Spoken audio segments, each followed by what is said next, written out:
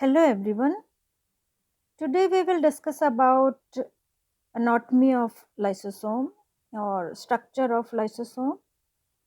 Lysosome की संरचना को अगर हम देखें तो इस डायग्राम में आप देख सकते हैं ये जो संरचना है लाइसोसोम की आप देख सकते हैं इसके जो बीच में दिस पार्ट इसके बीच में ये एक गाढ़ा द्रव्य है जिसमें कि हाइड्रोलिटिक एंजाइम मिक्सचर उपस्थित है। हाइड्रोलिटिक एंजाइम मिक्सचर का से तात्पर्य है कि ऐसे एंजाइम्स जो कि जल की उपस्थिति में विघटन कर सकते हैं। इसका नाम लाइसोसोम इसलिए रखा गया है क्योंकि लाइसोसोम का अर्थ होता है it lysis the bacterial wall, means इसमें क्षमता होती है कि ये बैक्टीरिया की बाहरी भित्ति को तोड़ सकता है या उसे नष्ट कर सकता है। ये इसकी जो बाहरी झिल्ली दिखाई दे रही है वो है लिपिड बाइलेयर, उसको ये डिटेल में दिखाया गया है। ये लिपिड की बनी हुई दोहरी झिल्ली है।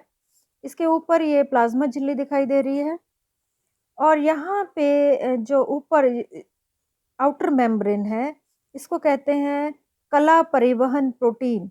इंग्लिश में इसे कहा जाता है ग्लाइकोसाइलेटेड मेम्ब्रेन ट्रांसपोर्ट प्रोटीन्स। यहाँ पे प्रोटीन्स जुड़ते हैं और उन्हें स्थानांतरित लाइसोसोम कर सकता है। जंतु कोशिका के कोशिका द्रव्य में पाए जाने वाले आवरण युक्त गोल थैलीनुमा संरचनाओं को लाइसोसोम कहा जाता है। यह अंतः कोशिकीय पाचन में मदद करता है। जो कोशिका के अंदर डाइजेशन होने तभी यह हाइड्रोलिटिक एंजाइम मिक्सचर इसमें से उपस्थित है, तो कोशिका के अंदर पाचन के लिए ये उत्तरदायी है। लाइसोसोम को क्रिश्चियन डी दवे ने सर्वप्रथम 1955 में खोजा था।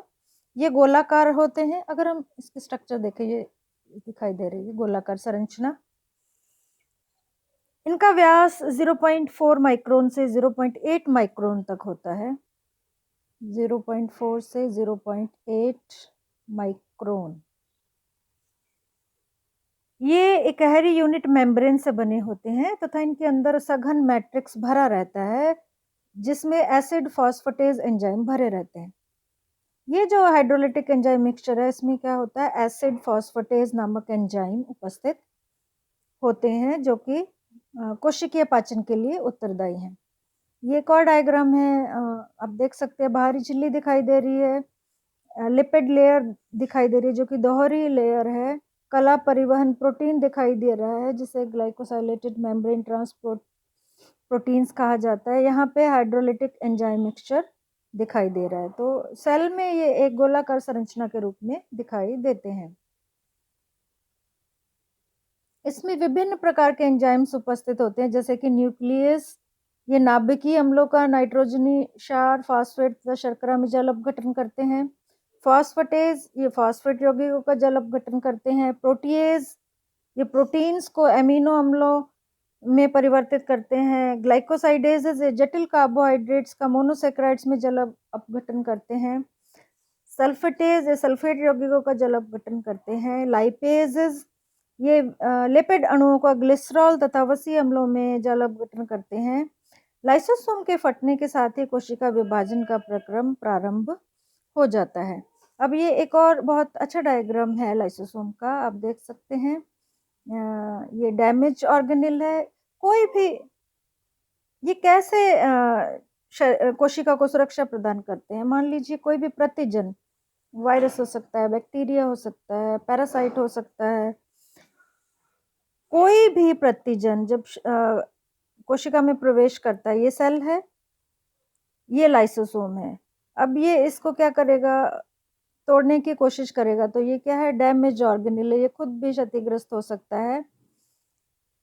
एंडोसम पुट्टिका से जुड़ जाता है ये जो लाइसोसोम है वो क्या करेगा, इसकी एक एंडोसम पुट्टिका उससे जुड़ जाएगा और जो जुड़ के प्रतिजन को क्षतिग्रस्त कर देगा या उसकी बाहरी भित्ति को तोड़ देगा। तो ये जो प्रतिजन है, मान लीजिए वो बैक्टीरिया है, तो वो नष्ट हो गया क्योंकि उसकी बाहरी भित्ति टूट गई है। तो इसका जो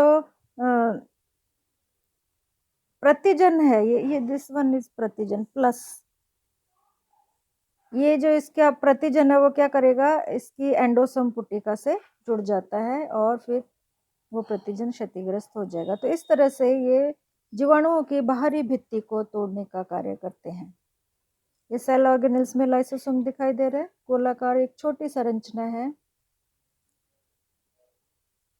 ये सेम वही संरचना है जहां हमने पीछे देखी है, झिल्ली दिखाई दे रही है, वसा की लेयर दिखाई दे रही है, बाहरी झिल्ली है। ये हाइड्रोलिटिक एंजाइम मिक्सचर दिखाई दे रहा है और ये कला परिवहन प्रोटीन्स दिखाई दे रहे हैं।